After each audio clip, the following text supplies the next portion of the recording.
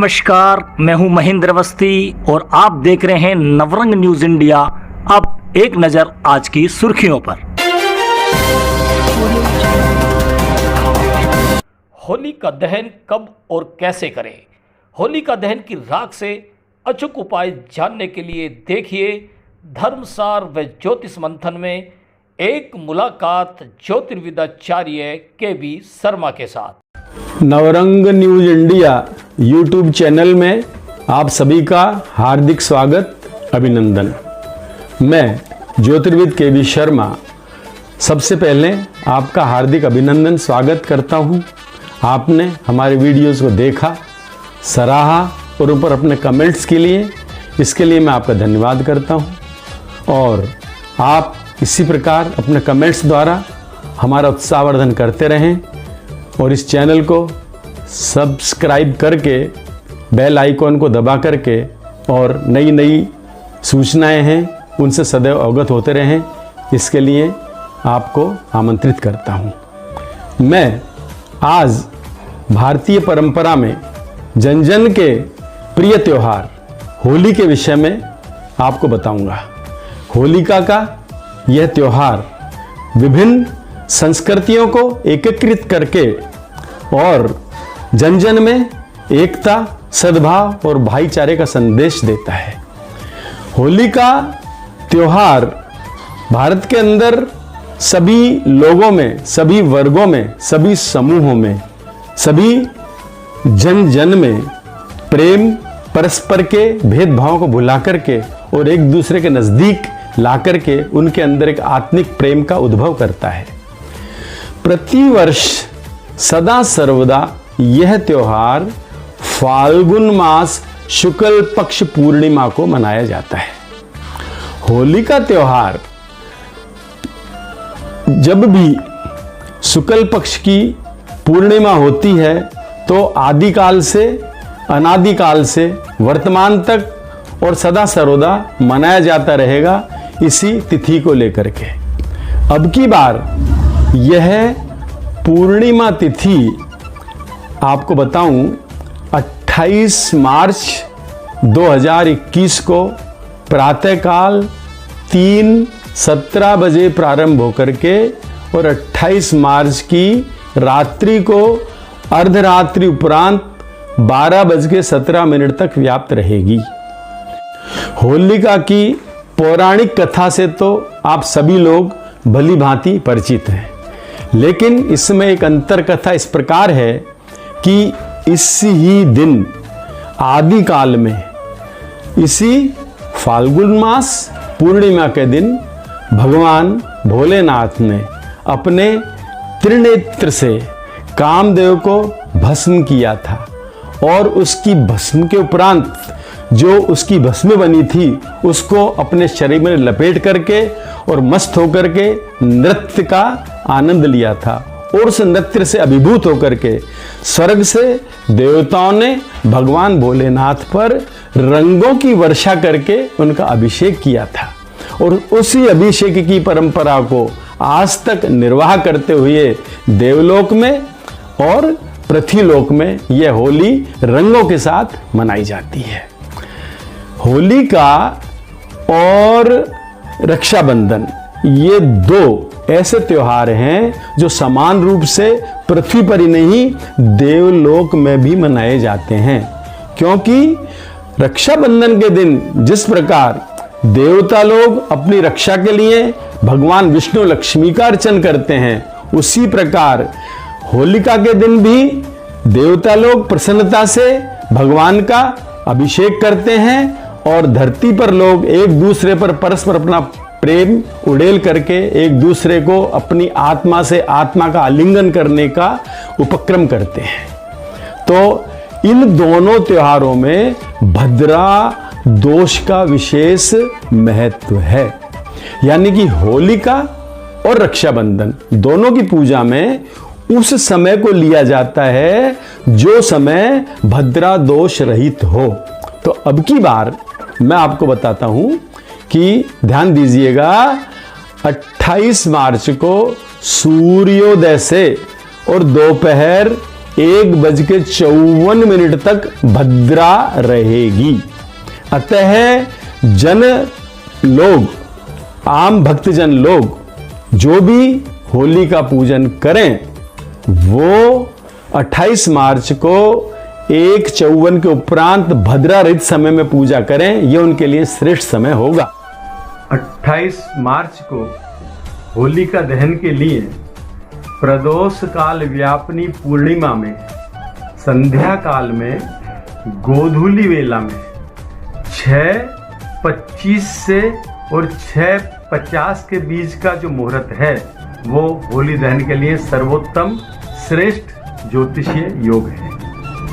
इस दौरान सभी भक्तजन देश के कल्याण की कामना लेकर के, देश के अंदर आरोग्य की कामना लेकर के और संध्या काल में गोधूली वेला में 6:25 से 6:50 के मुहूर्त में होलिका दहन करें।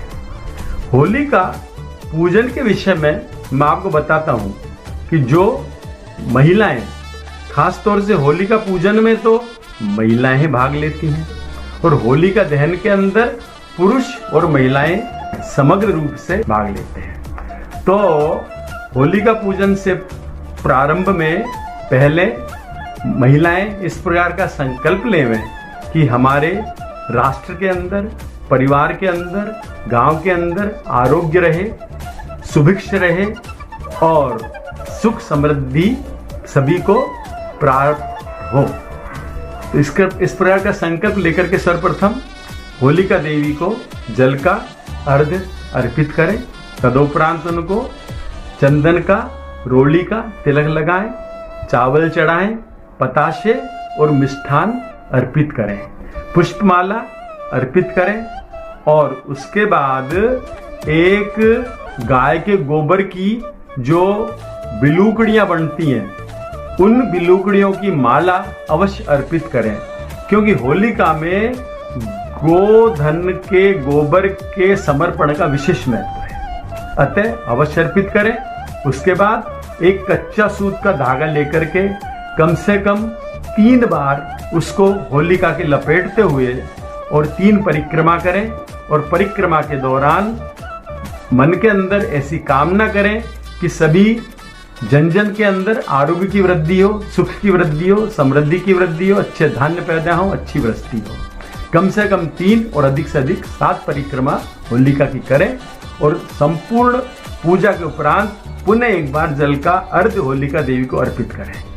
संध्या काल में जब होलिका दहन किया जाए तो सभी जन अपने मन के अंदर अपनी किसी भी कामना की पूर्ति को लेकर के या समाज, समग्र देश की उन्नति को लेकर के, रोगों के शमन को लेकर के लिए होलिका देवी से प्रार्थना करते हुए अपने हाथ में हो सके तो एक नारियल लेकर के होलिका की परिक्रमा करें और परिक्रमा करके अंत में उस होलिका का पूजन करें। उसी प्रकार जल, चंदन, अक्षत, मिष्ठान आदि से होलिका का वहाँ पूजन करके और अग्नि प्रज्वलित करके अग्नि को प्रदीप्त कर दें और उस अग्नि के अंदर अपने हाथ के नारियल को समर्पित कर दें। इस दौरान बहुत से मनोकामना पूर्ति के, रोग निवृत्ति के प्रयोग भी किए जाते हैं। मैं कुछ एक प्रयोग आपको बताता हूँ।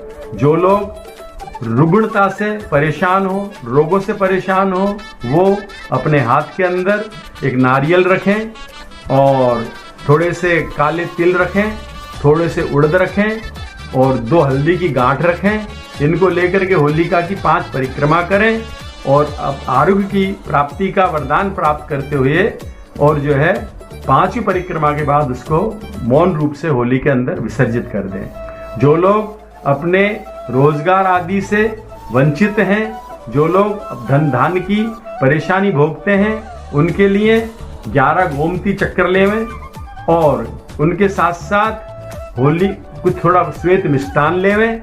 11 गोमती चक्र, मिष्टान, इनके साथ नारियल अवश्य हाथ के अंदर रखें। उस नारियल के साथ होलिका की 5 परिक्रमा करके और उन सबको अपने समृद्धि के लिए, अपनी वृद्धि के लिए, धन वृद्धि के लिए, रोजगार प्राप्ति के लिए कामना करते, भगवान का स्मरण करते होलिका के अंदर समर्पित कर देना। एक और उपाय बताता हूँ। प्रातः काल में आप जहां होलिका का दहन हुआ है वहां से सुबह ब्रह्म मुहूर्त के अंदर उस भस्म की राख को लावें।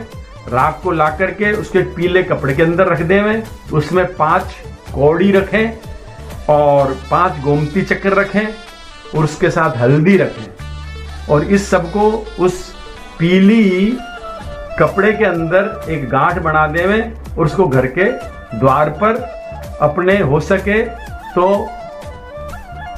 ईशान कोण में लटका देवें। तो आपके घर के अंदर जो नेगेटिव एनर्जीज हैं वो प्रवेश नहीं करेंगी और जो नेगेटिव एनर्जी मौजूद हैं उनका बाहर निस्तारण हो जाएगा। ये एक प्रयोग आप होलिका की राख का कर सकते हैं।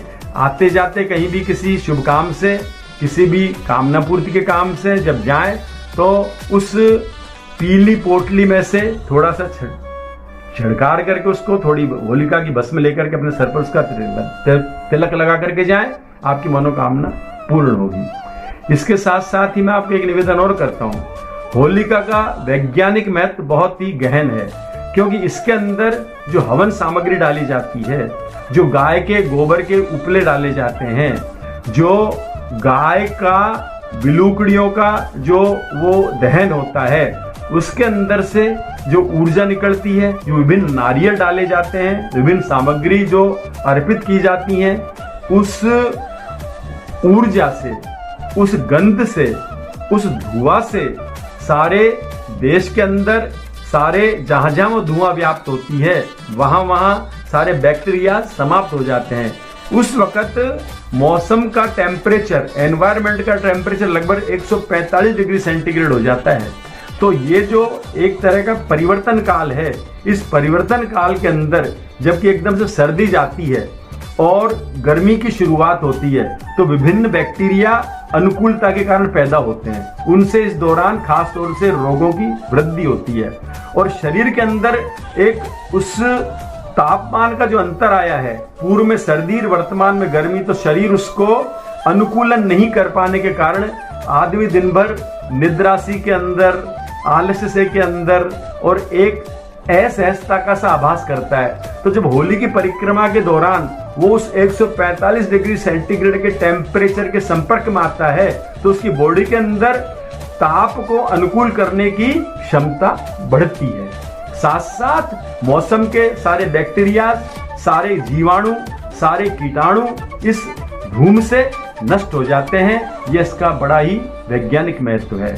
इस प्रकार ये होली आप सबके लिए मंगलमय हो, शुभदायी हो, आपकी मनोकामनाओं को पूर्ण करे, राष्ट्र के अंदर से रोगों का शमन हो, कोरोना महामारी का विनाश हो। इन्हीं शुभकामनाओं के साथ मैं पुनः आपसे निवेदन करते हुए कि मेरे इस चैनल को सब्सक्राइब करें, बेल आइकॉन को दबा करके, और मुझे आप उत्साहित करें अपने कमेंट्स द्वारा। जो भी किसी विषय पर आप अलग से दी जानकारी चाहते हैं तो अपने कमेंट्स में मुझे भेजने का श्रम करें। जय श्री राम। आज के धर्मसार व ज्योतिष मंथन में इतना ही।